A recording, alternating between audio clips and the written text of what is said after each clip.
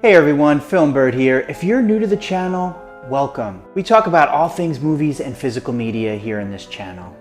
If you enjoy the content, then please take a moment to like this video and subscribe to the channel, as it really helps us out.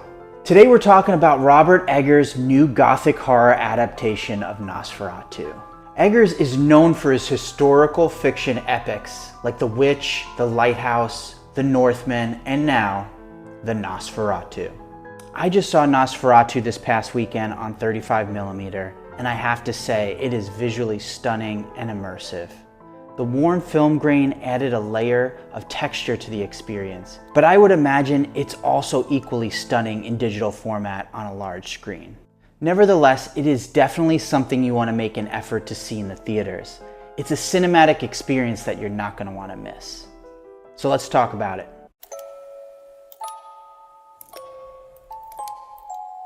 Come to me. Come to me.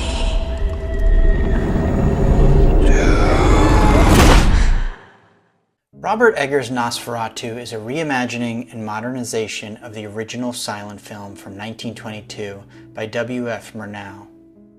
Murnau's Nosferatu is an unlicensed adaptation of the original source material, Bram Stoker's novel Dracula, and therefore rewrote the story and changed characters to avoid copyright infringement.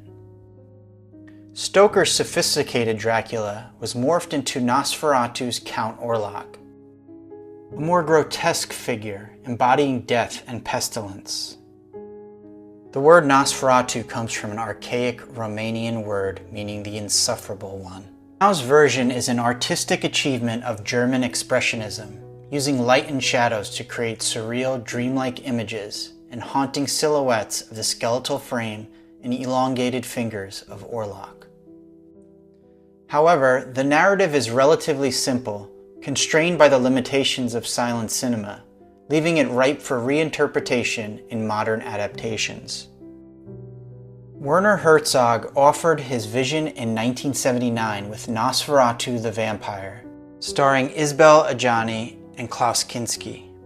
Now, Eggers has taken his turn at infusing the vampire fable with his own signature blend of horror and the occult.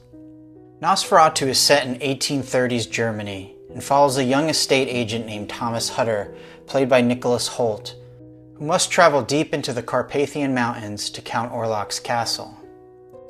Hutter is tasked with finalizing the purchase of a property in his hometown of Visburg for the mysterious Orlok.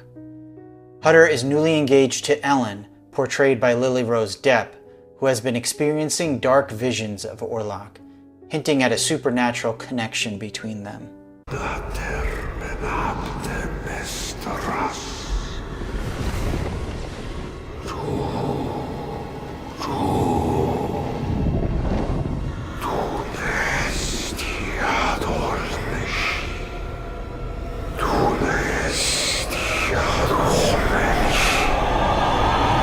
From the opening scenes, Nosferatu draws you into its shadowy, moonlit world.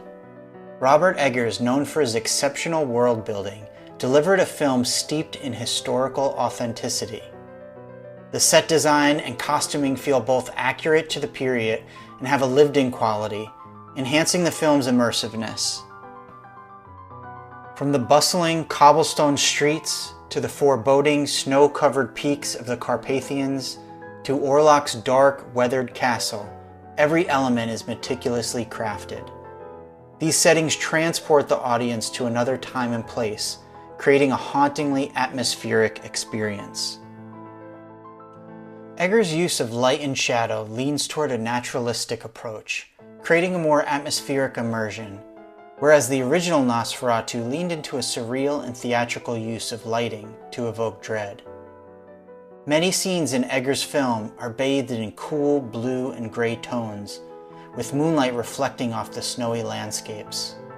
This use of light and shadow gives the film an eerie beauty, infusing it with supernatural mystery. Eggers' detailed direction goes beyond just set pieces, and even extends to dialects and languages spoken that make his films feel even more realistic, often warranting subtitles to be turned on to fully comprehend every bit of dialogue.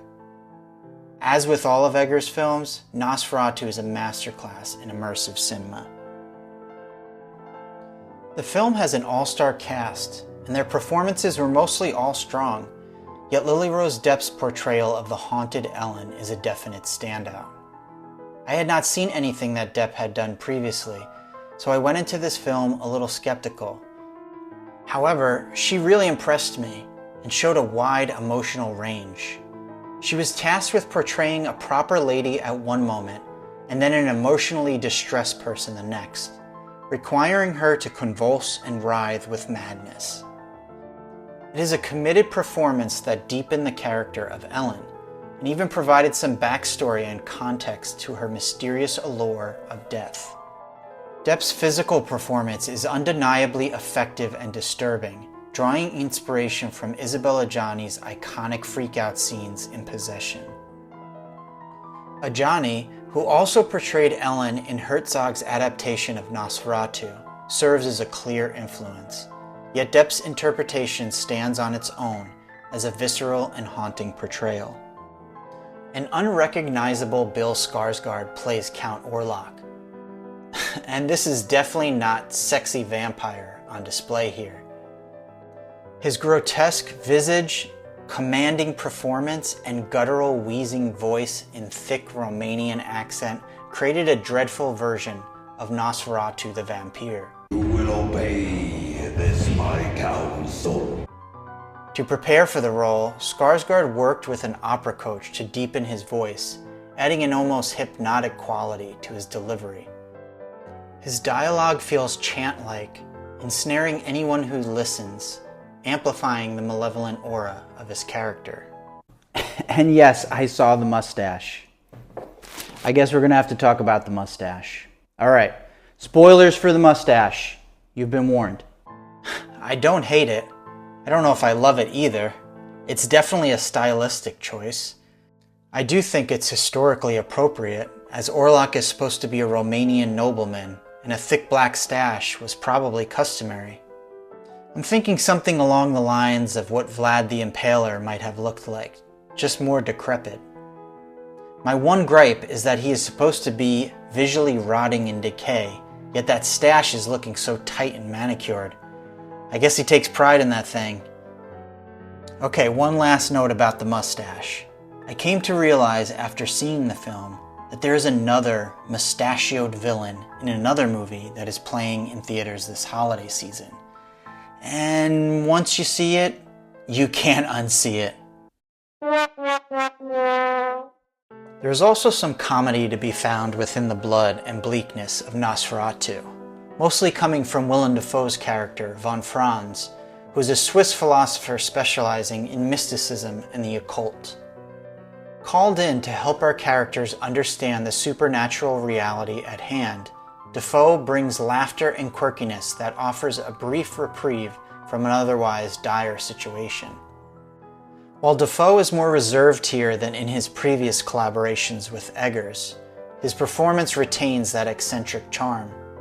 His presence injects the film with moments of levity, proving once again why he is such a captivating and versatile actor. I will admit that I did feel the runtime a bit, and the movie lost some of the tension and suspense towards the end, as I was already pretty familiar with the story, but that's not really a fault of the movie. I think Eggers played it pretty true to the original narrative, while still infusing it with more horror and occult elements. And for those who haven't seen the original, the narrative might feel thrilling as it escalates to its bloody conclusion, which I loved, by the way. Visually, that ending is so perfect and dramatic. For those who were completely disappointed, I'm not really sure what they were expecting. Eggers' version is tethered to a 100-year-old Gothic classic that tells a very specific story, and to deviate wildly from that would not have honored the source material, which Eggers clearly holds in high reverence. Nosferatu may not be my favorite of Eggers' filmography, but nevertheless, it is a visually stunning, cinematic, and immersive experience that deserves to be seen on the big screen. It is a unique retelling of a classic vampire fable. Although I am really excited for Eggers to get back to the drawing board and craft his next vision, as he remains one of the most exciting and stylish filmmakers working today. And I can't wait to experience his next dark tale.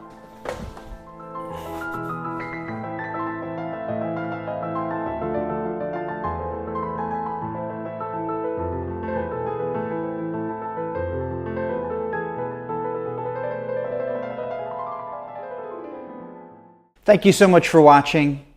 What did you think of Nosferatu? Is it one of your favorite Eggers films? What did you think of that hunky stash? Leave your comments down below. Thanks again, and I hope to see you in the next video. It's me, Bosferati. I want to suck you off. You're gonna